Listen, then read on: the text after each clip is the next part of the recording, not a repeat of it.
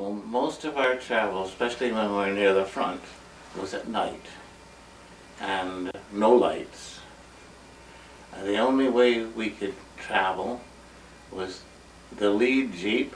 You'd follow him, and he would have the officer and the map reader in it.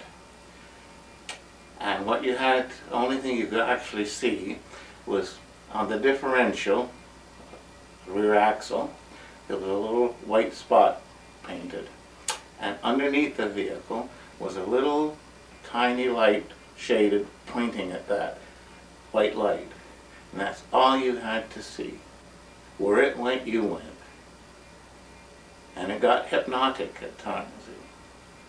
You could follow it where you didn't want to follow it, but you were a robot more or less.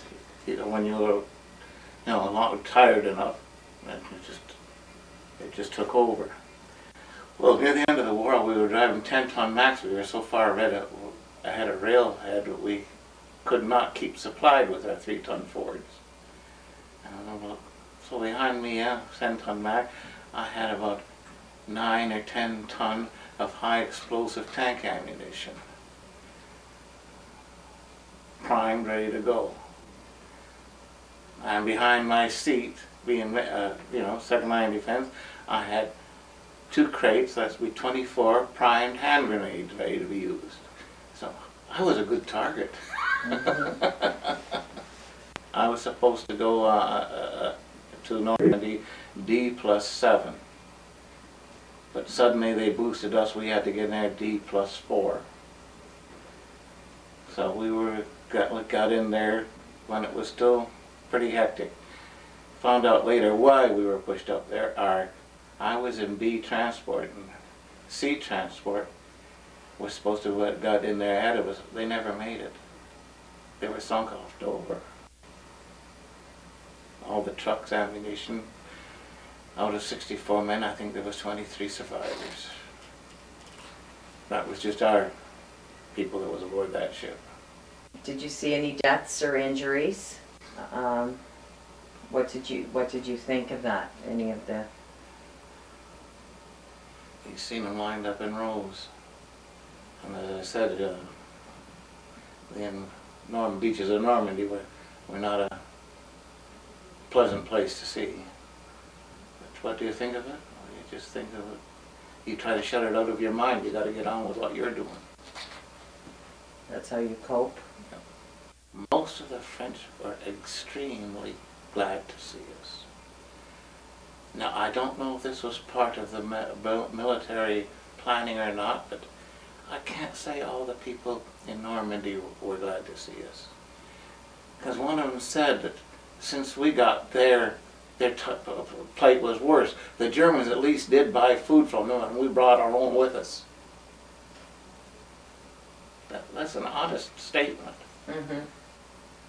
So no, I can't say they were all glad to see us. The winter of 44-45 was extremely bad for the people in Holland. There had been a bad year for growing things, and the Germans were retreating, and as they were retreating, they were taking the food with them. And the Dutch people were dying of starvation at the rate of 100 a day. Some of our fellows said they'd seen little toddlers out in the street walking along, and one of them would fall down and wouldn't get up. They'd die of starvation.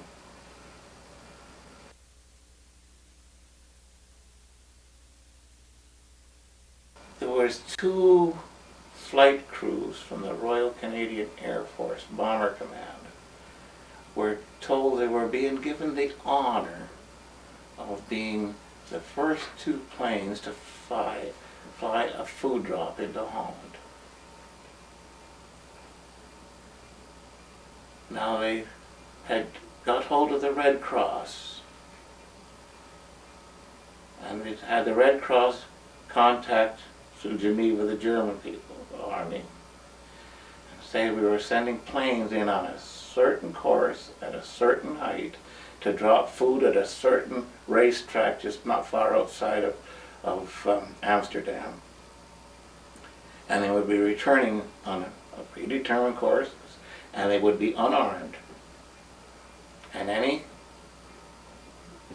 who shot at those planes would be considered a war criminal.